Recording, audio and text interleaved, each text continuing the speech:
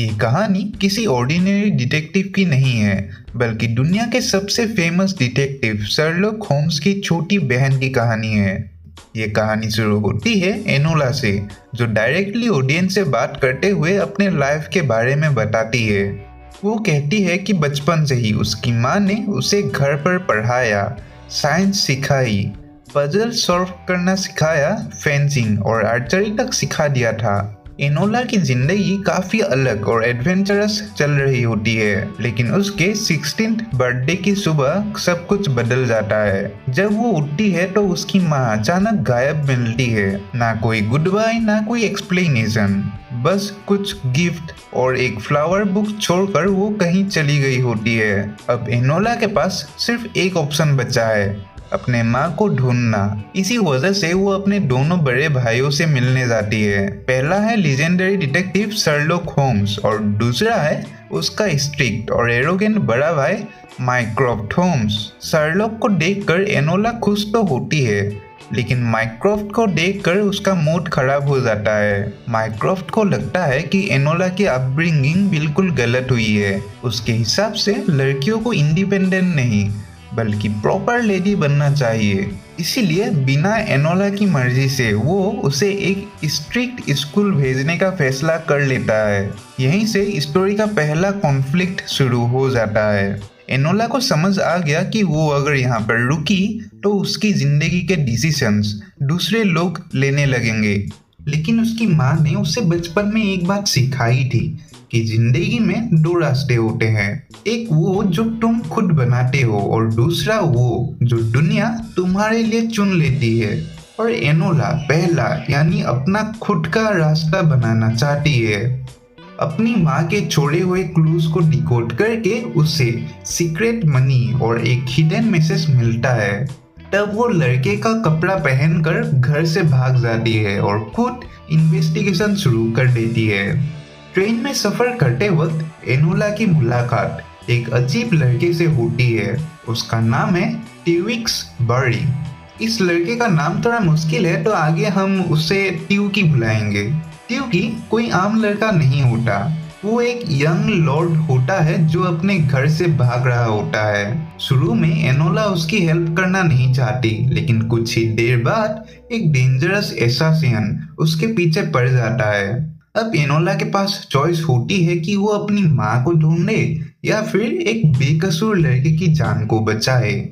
और वहीं उसका कैरेक्टर डिफाइन कर देता है। वो एसासियन से लड़कर ट्यूकी की जान बचा लेती है और दोनों ट्रेन से कूदकर भाग जाते हैं। अब कहानी एक मिस्ट्री से बढ़कर एडवेंचर बन जाती है। सफर के दौरान दोनों धीरे धीरे दोस्त बनने लगते हैं। दोनों अपने फादर्स को खो चुके होते हैं, दोनों अपने फ्यूचर को लेकर कॉन्फ्यूज्ड होते हैं और दोनों किसी न किसी चीज से भाग रहे होते हैं। लेकिन लंदन पहुंचने के बाद दोनों अपने अपने रास्ते निकल जाते हैं। एनोला फिर से अपनी माँ की इन्वेस्टिगेशन में लग जाती है। इन्वेस्टिगेशन करते करते उसे पता चलता है कि उसकी माँ किसी नॉर्मल काम में नहीं बल्कि एक सीक्रेट रिवॉल्यूशनरी मूवमेंट का हिस्सा थी। हिडन वेयरहाउसेस, सीक्रेट कोड्स और एक्सप्लोसिव मटेरियल्स देखकर एनोला को समझ आ जाता है कि उसकी माँ कुछ बहुत बड़ा प्लान कर रही थी।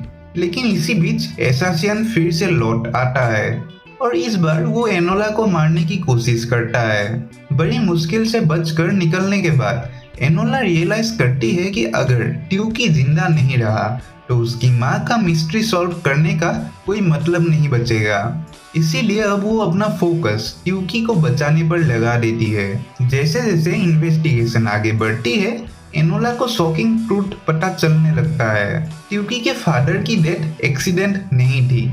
ट्यूकी के ऊपर गिरने वाली ट्री ब्रांच भी एक्सीडेंट नहीं थी और अब कोई ट्यूकी को परमानेंटली खत्म करना चाहता है। दूसरी तरफ शर्लॉक भी अपनी तरफ से इन्वेस्टिगेशन कर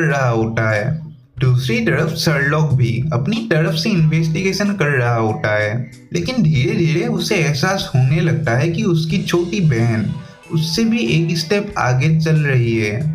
ये चीज स्टोरी को और इंटरेस्टिंग बना देती है। लेकिन तभी माइक्रॉफ्ट एनोला को पकड़वा देता है और उसे जबरदस्ती स्कूल में भेज दिया जाता है। अब एनोला की फ्रीडम खत्म हो जाती है। हर दिन कॉर्सेट पहनो, सीधा चलो, तमीज से बोलो और वही बनो जो सोसाइटी तुमसे एक्सपेक्ट करती है। लेकिन एनोला तो हार मानने वालों में से नहीं होती। और तभी ट्यूकी उसे बचाने वहां पर आ जाता है। स्कूल से भागकर मिस्ट्री का फाइनल चैप्टर सॉल्व करने निकल पड़ते हैं। अब तक एनोला को लग रहा होता है कि असली कल्प्रिट ट्यूकी का अंकल है, लेकिन क्लाइमेक्स में एक जबरदस्त ट्विस्ट सामने आता है। असली मास्टरमाइंड कोई और नहीं बल्कि ट्यूकी की अपनी ग्रैंडमदर निकलती है। जी हाँ, वही ग्रैंडमदर जो पूरी मूवी में रेस्पेक्टेबल और इनोसेंट दिखाई गई थी। उसने अपने ही बेटे का मर्डर करवाया था। उसने एसासियन हायर किया था और वो अपने ही ग्रैंडसन को मरवाना चाहती थी। और इसका रीजन क्या है? पॉलिटिक्स। उसे डर था कि ट्यूकी पार्लियामेंट में जाकर रिफॉर्म बिल के फेवर में वोट करेगा और पुरानी कंजर्वेटिव सोच को खत्म कर देगा। यानी कि सिर्फ पावर के लिए वो अपनी ही परिवार की बलि देने को तैयार थी। फाइनल कॉन्फ्रोंटेशन में एसासियन भी खत्म हो जाता है और ग्रैंडमदर का सच सबके सामने आ जाता है। ट्यूकी बच जाता है, केस सॉल्व हो जाता है और सबसे खास बात, शर्लॉक को ऑफिशियली मानना पड़ता है कि इस मिस्ट्री को सबसे पहले एनोला ने सॉल्व किया था। लेकिन कहानी अभी खत्म नहीं होती। एंडिंग में ट्यूकी पार्लियामेंट में अपना वोट देता है जो रिफॉर्म बिल पास करवाने में इम्पोर्टेंट रोल निभाता है। और फिर एनोला को फाइनली उसकी माँ मिल जाती है। उसकी माँ बताती है कि वो एनोला को छोड़कर इसीलिए गई थी क्योंकि उसके रिवोल्यूशनरी एक्टिविटीज बहुत डेंजरस हो चुकी थी। अगर एनोला उसके साथ रहती तो वो भी मुसीबत में फंस सकती थी।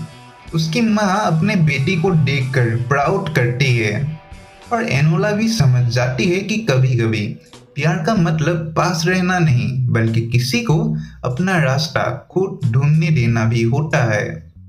मूवी के एंड में एनोला ऑडियंस से कहती है कि अब वो भी अपने माँ और शर्लॉक की तरह अपना रास्ता खुद बनाएंगी, ना किसी स्कूल की स्टूडेंट बनकर, ना किसी की शैडो बनकर, बल्कि एक इंडिपेंडेंट डिटेक्टिव बनकर। और इसी तरह वो लड़की जिसे दुनिया प्रॉपर लेडी बनाना चाहती थी, वो अपनी पहली मिस्ट्री सॉल्व करके लंदन की सबसे यूनिक डिटेक्टिव बनने की तरफ पहला कदम रख लेती है। तो ये कहानी यहीं पर खत्म होता है।